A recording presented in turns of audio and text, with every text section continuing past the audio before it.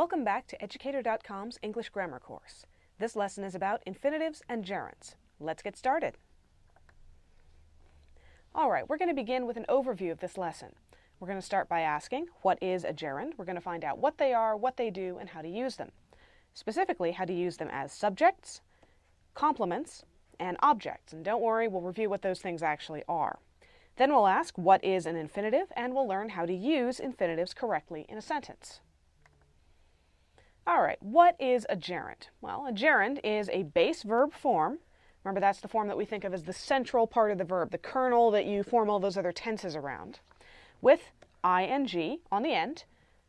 This may sound familiar, but here's the difference. A gerund functions as a noun. Don't confuse a gerund with a present participle, which you'll have studied in an earlier lesson. A present participle is the base form of a verb with ing on the end. They look exactly like gerunds, but you can't get them mixed up because a present participle may be part of the verb or it may function as an adjective. What defines a gerund is that it functions the same as a noun or pronoun. What it does in the sentence determines what it is. If you're not sure whether a word is a gerund, try replacing it with a noun that's functioning as a noun and see whether it still makes sense. Let's look at an example. Let's take the word cooking. It can be a verb, I am cooking. There we're describing an activity. I, at this present moment in time, am cooking something. You can also use it as an adjective. I teach a cooking class. Cooking in this case is an adjective modifying class. But if it's being used as a gerund, as in the sentence, I love cooking, it's taking the place of a noun or pronoun. It's doing that job. You could swap a noun in there. You could say, I love music or I love food just as easily, and the sentence would still make equivalent grammatical sense.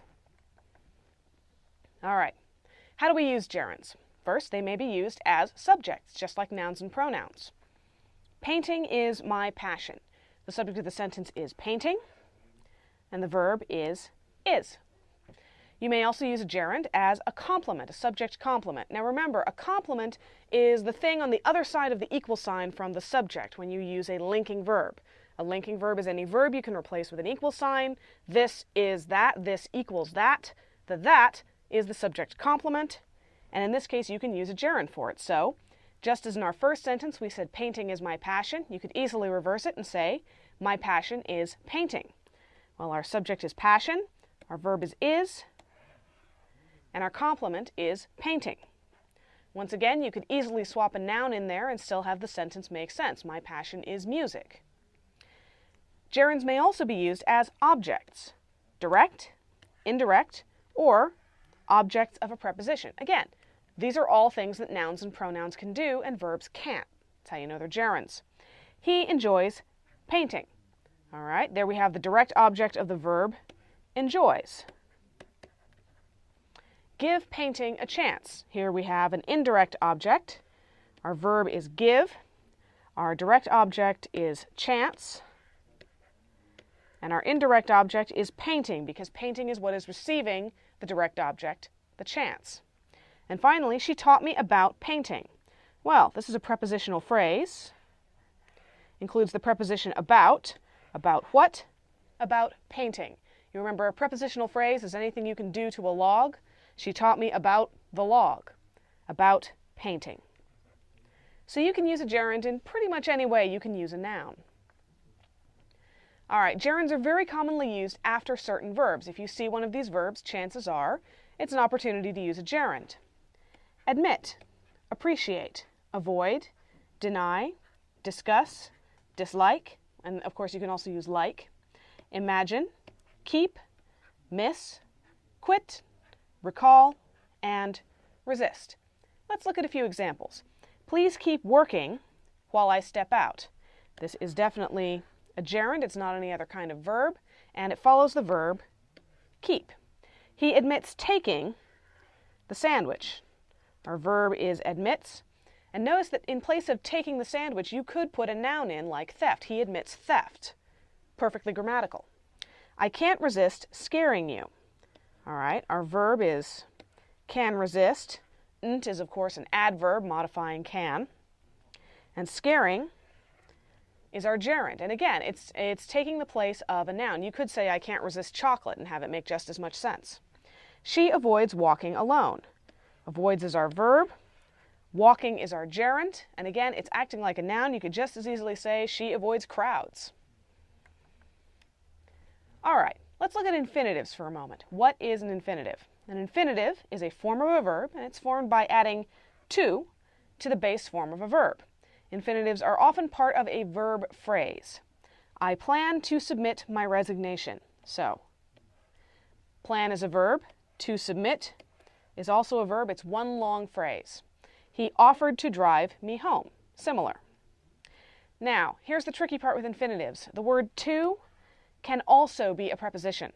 If to is followed by a verb, it's part of an infinitive. If it's followed by a noun or a pronoun, it's a preposition. Once again, the function in the sentence tells you what something is. So, it's an infinitive to say, I like to sing. Sing is, of course, a verb, and it's never a noun. But you can use to as a preposition and say, I went to Paris. Well, Paris is a noun. It's a proper noun. It's always a noun. There's no verb to Paris. So you know that our second sentence is a prepositional phrase, and our first sentence uses to in the context of an infinitive. Now, just like gerunds commonly follow certain verbs, infinitives commonly follow certain other verbs.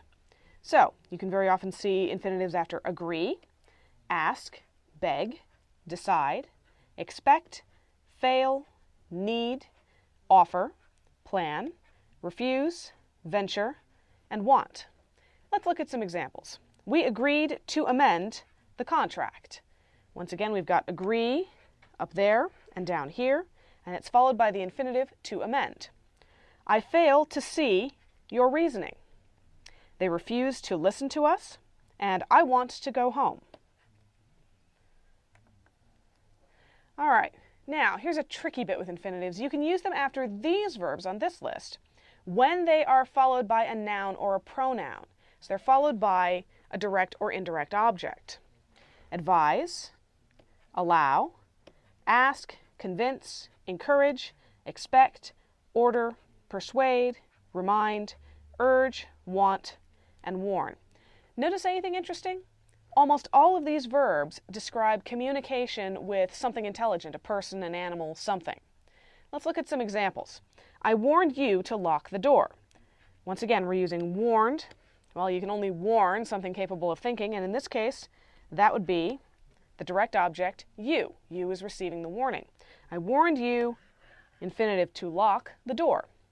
She reminded him to buy milk.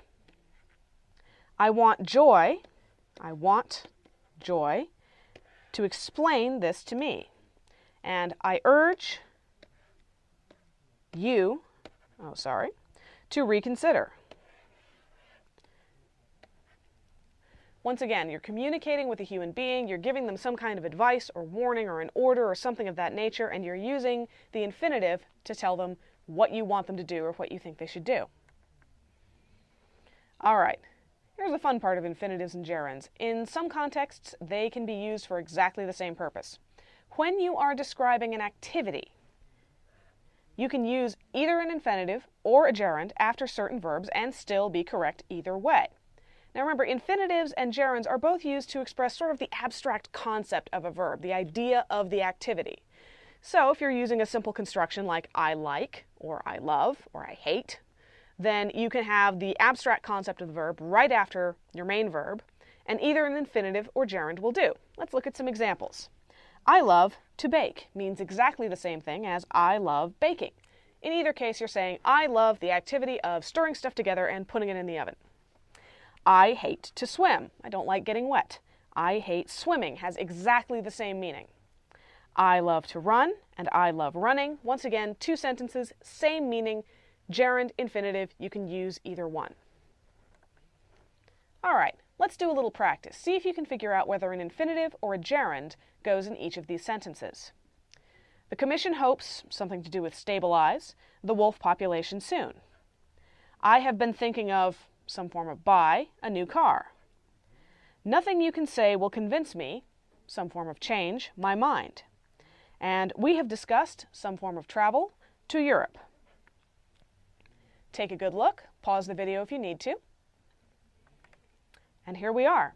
The Commission hopes to stabilize the wolf population soon. Your clue here was hopes. This is one of those verbs that are commonly followed by an infinitive. I have been thinking of buying a new car. Your clue here was the preposition of. Of is pretty much always a preposition. So you need something that can act as the object of a preposition, and that is a gerund. Remember, gerunds can act like nouns and pronouns, and the object of a preposition must be a noun, a pronoun, or something that acts like one. Nothing you can say will convince me to change my mind. Your clue here was convince. This is one of those verbs that can be followed by an infinitive if it has a noun or a pronoun after it, in this case, me. Remember, you're talking about communicating an idea or an order to another human being. You very often use verb, object, infinitive.